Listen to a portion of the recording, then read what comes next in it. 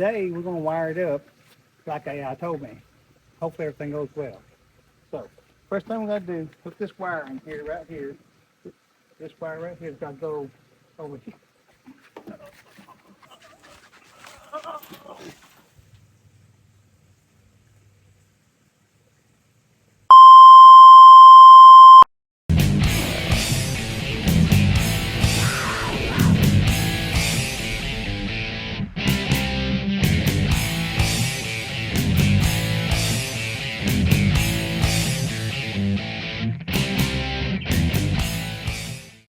All right, so you've seen part one, and you already know that AI picked this winch for me. And today we're going to put it to the test. But before we dive into that, if you like seeing AI battle it out in the real world on projects like this, then hit that subscribe button because it only gets crazier from here. Okay, so we're going to get this thing mounted up now. I've got some ounces long screws, so what I did, I've got some fire lead mounts so I can make it easier. Go ahead and put it on. But the screws, see, this is kind of thick here. So we got a little bit longer screws. I went and picked those up at Tractor Supply. You can get them wherever you want to. Make sure you get a good grade quality bolt because if you don't, they may break easy for you. These got to be high quality bolts.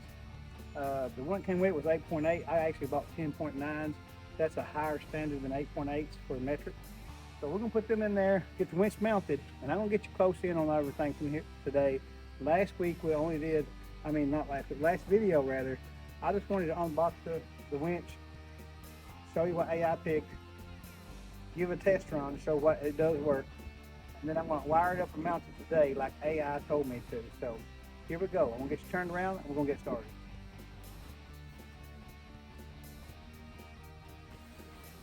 So.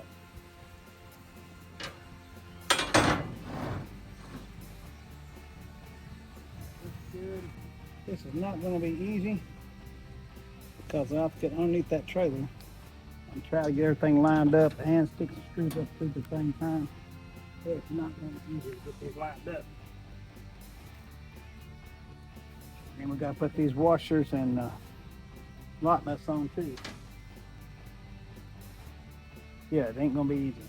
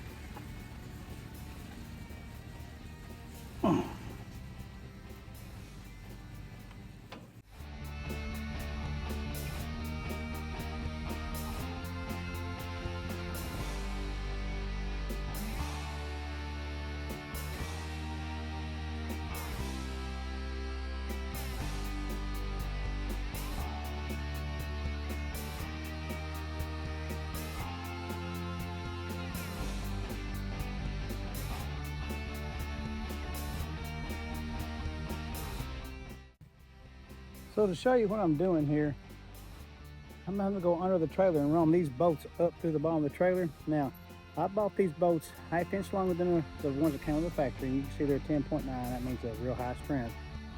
And I got them with the washer head already on them. So all I needed was the lock washer. And these barely reach. They're 1/2 inch longer than the factory bolts, as you can see here. If you want to use another washer, you'll need about 3/4 to an inch longer than the factory bolt. So that's all we're doing right now. We're putting this up through there and getting the taps put on so we can get this thing mounted down.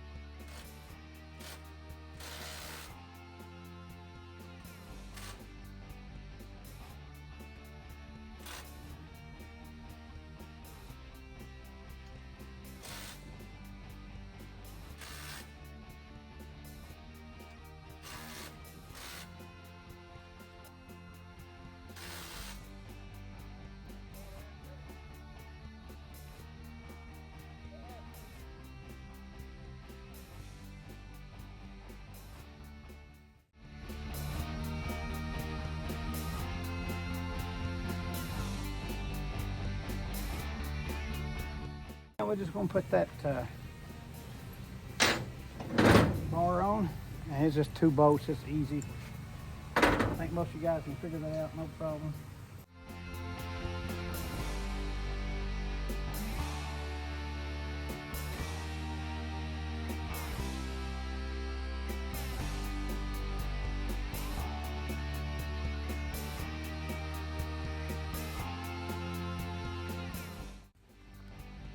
So, all I did was we got this wire here coming out of your control box. That's your power line. Remember we talked about that last time.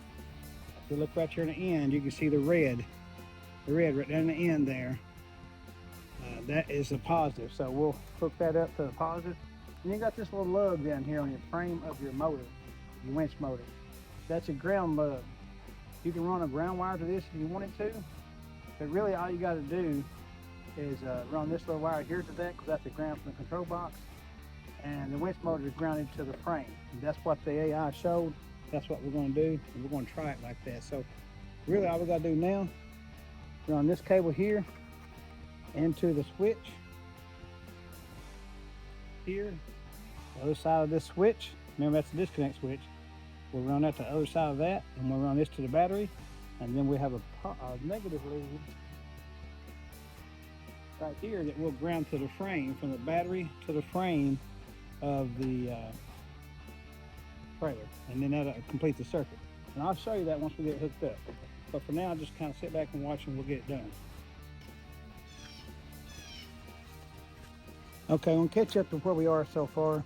I did this off camera, so that I didn't feel there's no use showing you this. You can do this. I just mounted this switch on the back of my box. So a little cover goes on the back, it seals everything up, and it hooks up easily. The main power lead coming out of here, that's going to be a positive. Comes into the switch. There's two bolt prongs. This goes into one side, and this cable comes out, goes to the positive side of your battery on the other prong. It's 2 prongs. Into the winch, in from the winch, out to the battery. So when you turn this switch, you have power back here. When you turn it back the other way, you have no power. So that's what we're working with, and that's all there is to it. Now, I'm gonna go ahead and finish hooking the battery up here.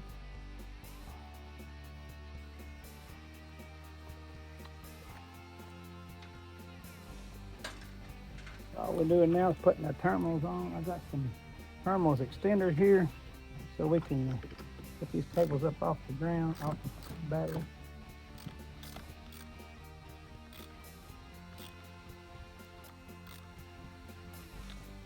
Now, we do got to worry about it's going to hit when we cut that down. I really don't. No, we got about 3 inches, looks like. We'll make that sure. Test that.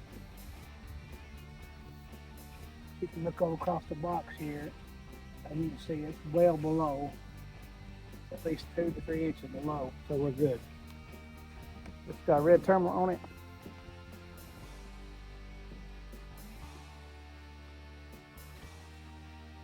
This just goes to the positive side of the battery. Easy, it's like putting on a battery cable, nothing to it.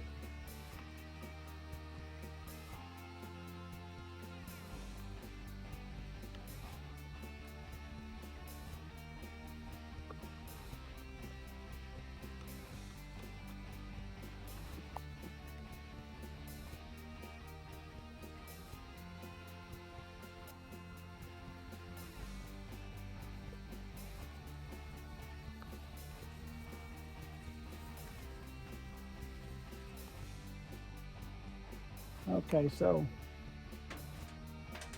this cable end's a little bit too big for my bolt here, but you use a step up bit and just take your time.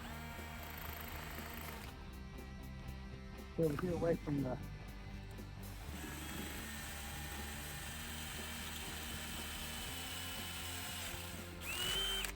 that's all there are to it. It's nice and pretty.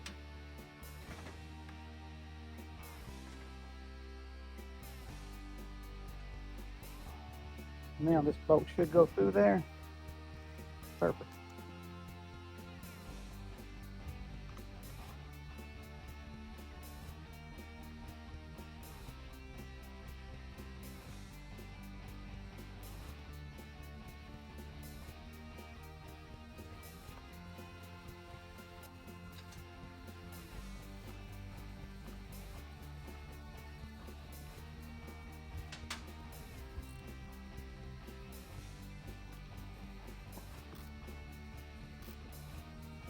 Now we've got power going to that, to the winch. Let's see if we can just get this over. I don't know if it's going to go over or not. Not really made for that.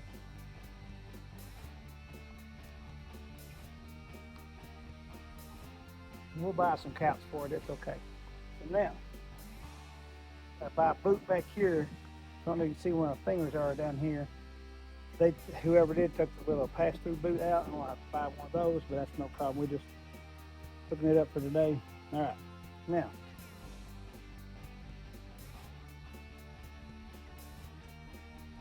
I've got to find a place underneath for the ground. That way I'll know which ground wire to use.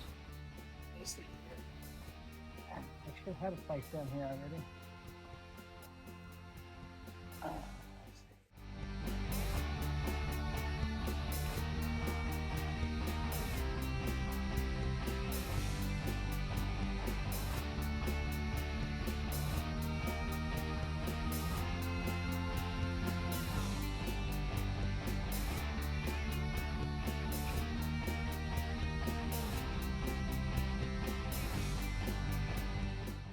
So what I'm doing, let me see if I can show you here.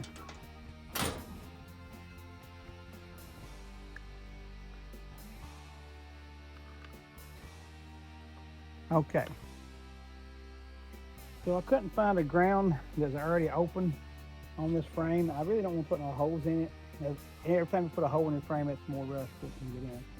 The winch itself has a ground lug on it. Remember I told you I wasn't going to use it? Well, I'm going to use it because the winch is grounded to the frame.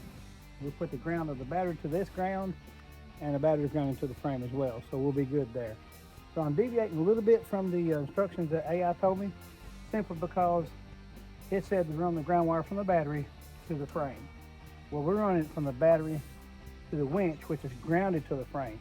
It's the exact same thing, just a little bit different.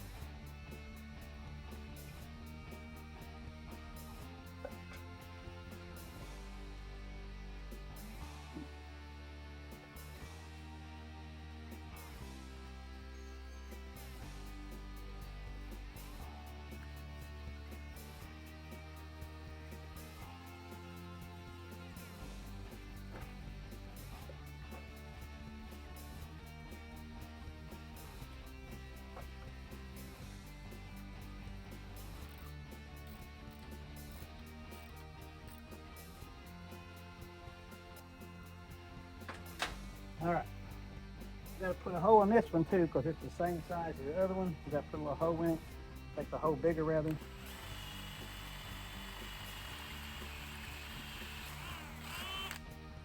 we go. Now I've got to get a pass-through grommet for this hole back here. They took it out too. I don't know why they did that, but they did. Now let me get you back into where we're, oh, you can see there, that's good. Okay. When you're doing your battery cables, don't bear down, don't put 500 pounds of force on it. You snug them down good and tight. That's all you got to do, because that's lead. That will crack over time if you do that. Just put it on there nice and easy. You don't have to put the gorilla arms on it. It goes for your battery cables in your car as well.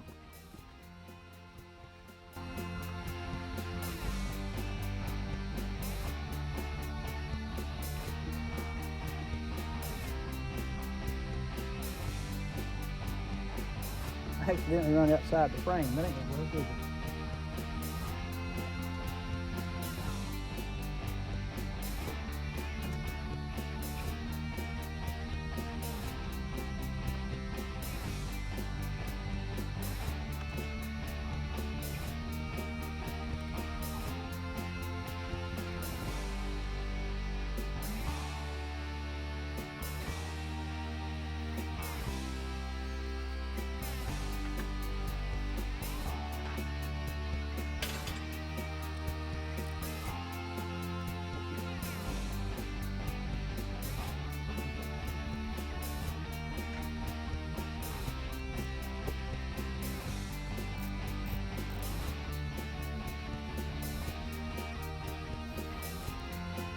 Now, everything is wired up except for the lights. We're gonna do that here in a second. I gotta get some terminal ends for these. They just, rather than take them off, they just cut them off, which is pretty bad. So I'll try to get some terminal ends for these. I don't think I've got any. I'll look over there. If I do, I'll put these on. I'll attach them to the video so we show that the lights work as well. But I'm sure some people are interested in how that works. All right, so now if we turn the switch on, we should have the switch back here, the switch I installed. We should have power to the winch now. Let's see here.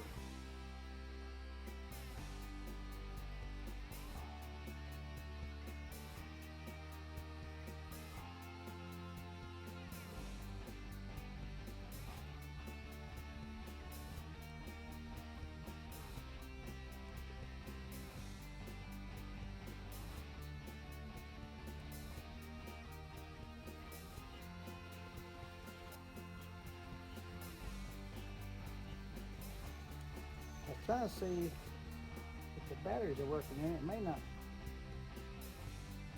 come with batteries in it. I don't know. That's okay. We'll hook it straight up. I think it needs batteries in it.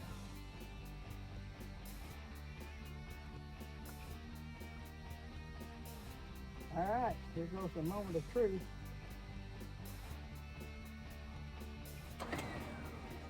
There we go.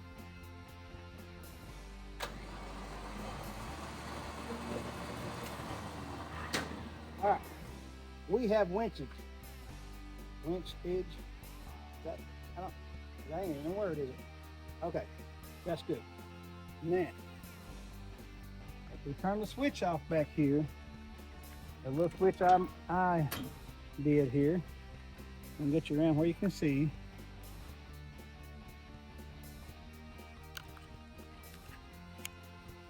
We turn this switch off right here.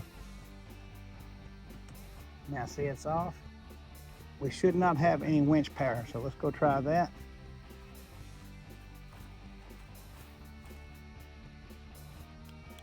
Yep, nothing.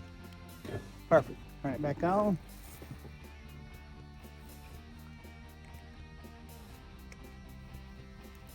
Should have winch. Perfect.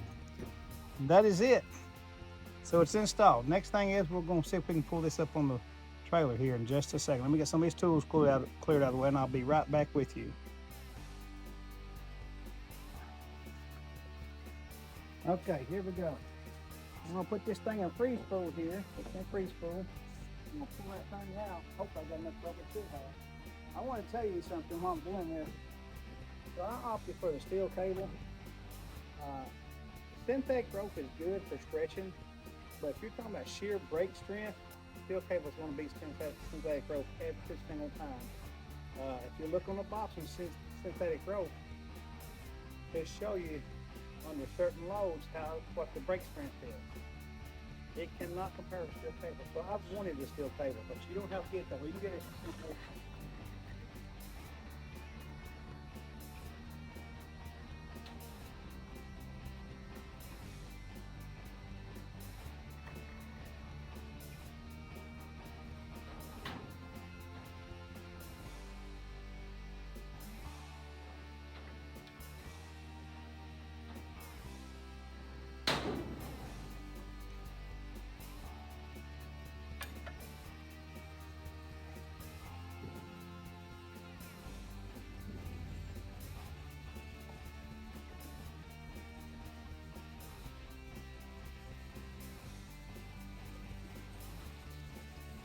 Let's see if my work works. So we're going to put this thing back in lock, engaged. We're going to see if we can winch this thing up on here.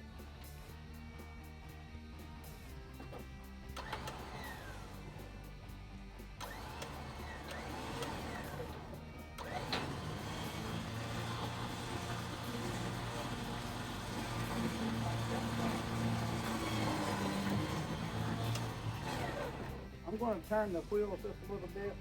I can tell you right now that winch is not struggling in the wind. It's just This is only about a 1,500 pound side by side. So it shouldn't struggle at all. It is not struggling. Clean leaf.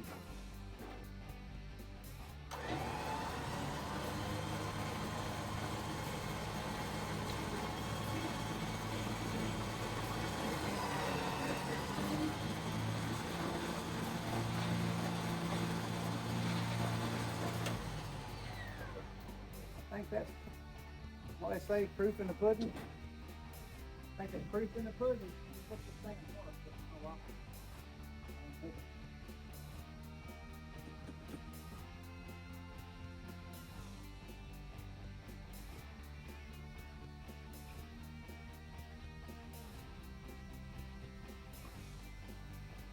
So there we go. Works fine. Very easy install. I'm going to work on the lights. I got to find those thermal ends, and when I get those done, I may add that to this video before I publish it. But I'm going to have to find some kind of little thermal ends to put that on. I guess I could do it another way. We may do that in just a second.